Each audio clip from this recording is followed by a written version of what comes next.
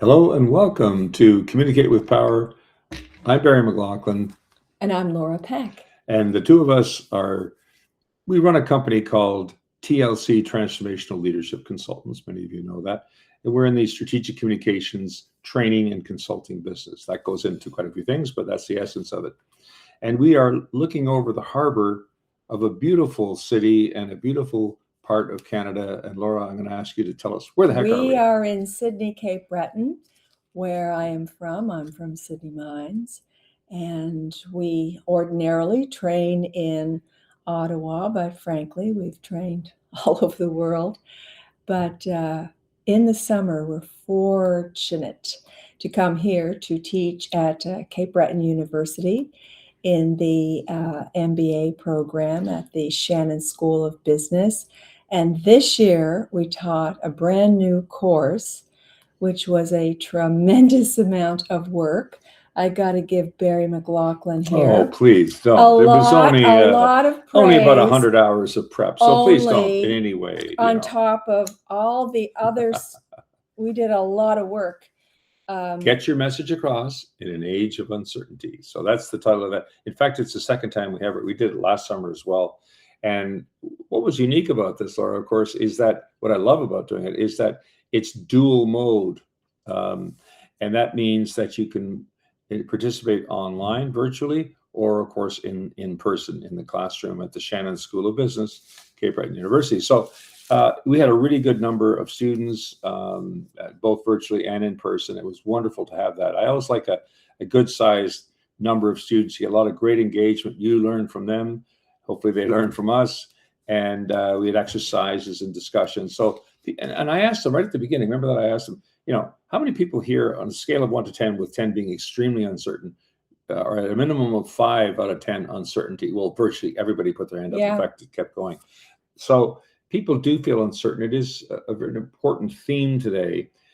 People's confidence is shaken, whether it's by governments, whether it's by tariffs and taxes and incredible housing prices that make it unaffordable for young people, whether it's interest rates and war in Iran and on and on and on. So there's been so much just packed into even the past 2 years that people really want to know, how can I communicate in this incredibly busy, disinformation-laced environment? And so really, we believe we've hit on something here that is really resonating well out there. And I'm really happy to hear that. I'm happy to hear that certainly for the Shannon School of Business, which is a wonderful business school. And it has these dedicated specifically to dual mode training classrooms. And it really makes such a difference. So we always look forward to coming here, and we reconnected with a number of people that we know. So it's never a bad time to come to Cape Breton. And we're very energetic presenters also. We like to move around the room while we're talking and engaging and teaching and all of that. And the room has got these superb cameras, and it picks up the movement and the ability to also communicate with people virtually. And they're from wherever. They could be anywhere. And the reception was very, very good. And there were probably 40 people in the room also. And it's very comfortable room to teach in. And they provide us with a technical assistant also, which helps because we ran a few polls. We make it very interactive, and that makes a big difference. Yeah. So speaking of uncertainty, we're 2 days away, is it, from Canada Day? Yeah. And Happy Canada Day. Happy Canada Day to Canadians and wannabes. I'm a new Canadian, meaning that I was born elsewhere. Of course, we all know I was born in Ireland, moved to Canada as a 5-year-old, but really I spent most of my life in Canada and very happy to do so. I think the thing that we're all doubly uncertain about is July 1st is the day that the CUSMA North American agreement, trade agreement, is beginning its formal review. It could be short. It could be, one that people, that there's a lot of back and forth. We eventually come to a reasonable solution. Or is it going to be one that Donald Trump says, hey, guess what? I'm tired of all this. we're slapping 10 or 20% tariffs on you like we've done to virtually every other country. So end of case, goodbye. He could do that. If he does that, it's extremely damaging to the American consumer. I want to immediately say that. They already, 65 to 75% of Americans now know those tariffs are really taxes on them. As the end consumer, they pay that tax that came across the border with that product.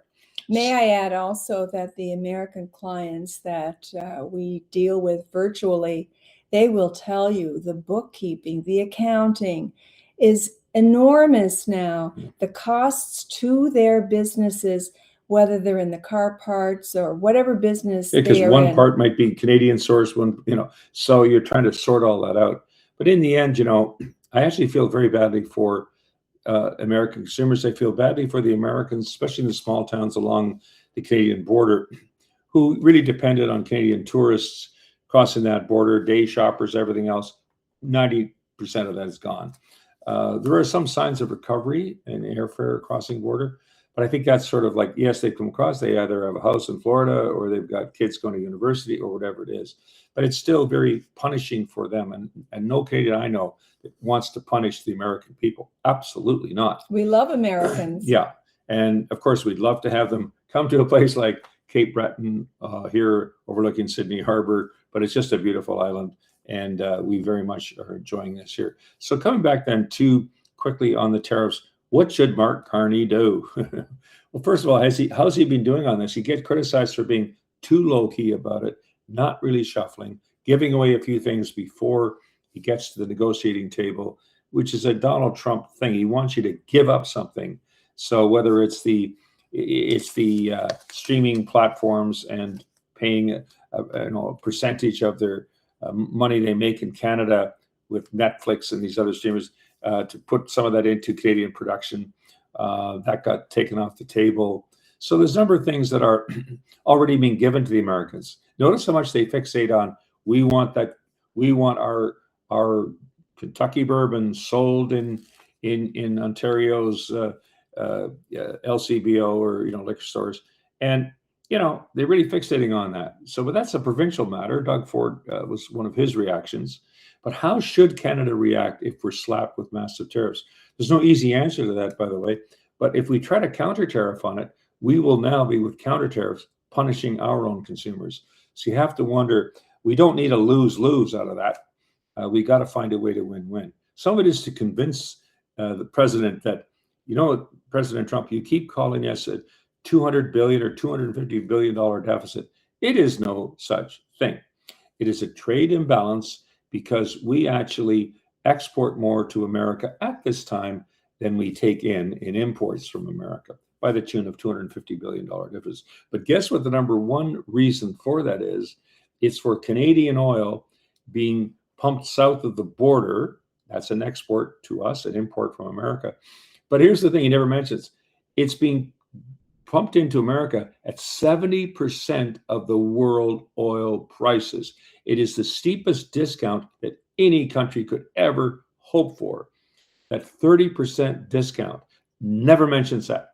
If we said, okay, you know what? I'm sorry to really bother you with that trade. Okay, here's what we'll do. We'll just stop doing that oil through that pipeline. Okay, then what? So you've gone from 70% of the world oil prices to no oil to fill those refineries down there along the Gulf of America.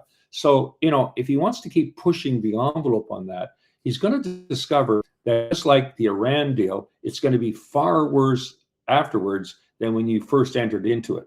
So he should be proud of what he did in 2018, 2019, when he renegotiated CUSMA the first time around, and done deal. CUSMA was created out of that.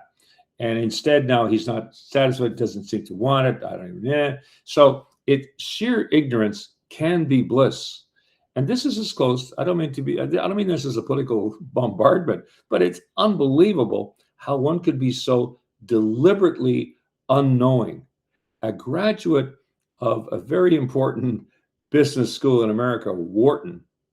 There are no Wharton students in first-year economics who don't get the fact that a tariff slapped on Canadian products going south of the border is nothing but a tax by another name. They all know that. I guess there was only one graduate who, I guess maybe he slept in that day. I don't know what it was, but he didn't get that.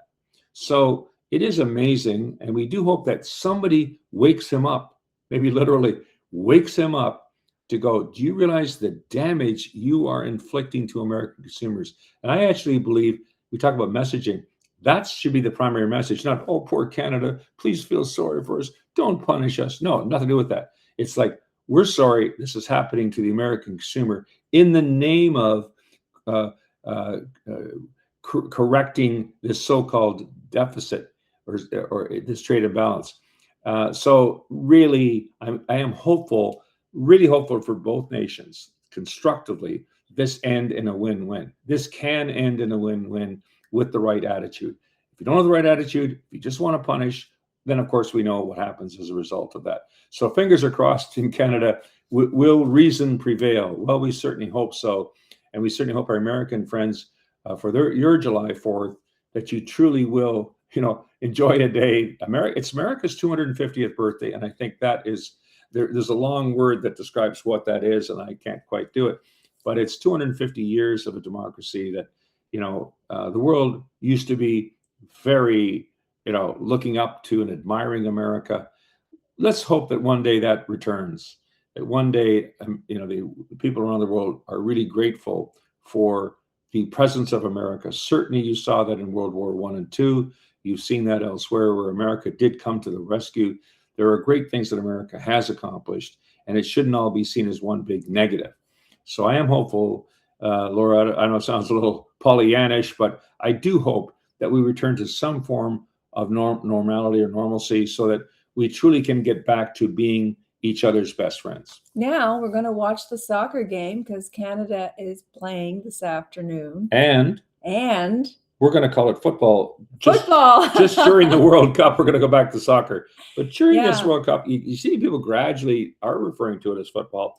And Canadians were disappointed that they're playing in LA and not in Vancouver. But that's the way it wasn't set up. Boy, has it ever been fantastic watching. I've watched more football. Yeah. and South Africa is a good team. So Canada versus South Africa, that will be a great, absolutely great game. Of course, we wish the best of luck to Canada in this game. So I want to thank everybody for participating, being part of our podcast over the past year. We'd love to see more, share this with your friends. What we're saying. Yeah, sure. And also, we'd love you to, subscribe. We'd love you to be part of this. And we look forward to reconnecting. Probably we'll be back in, I was going to say Canada. What a thing to say. We'll be back in Ottawa. Actually, it's next Monday. And I also want to mention there isn't a day that goes by that we don't run into, wherever we go, somebody who'll say, I took your course 10 years ago, 20 years ago. And they're nice enough to... Do they throw something at us before or after? No. They're kind enough to say it was the best course. Sorry. We hope that'll continue. Anyway, thank you, everybody. Happy Canada Day. Happy July 4th. Happy July 4th. And we wish you all the best.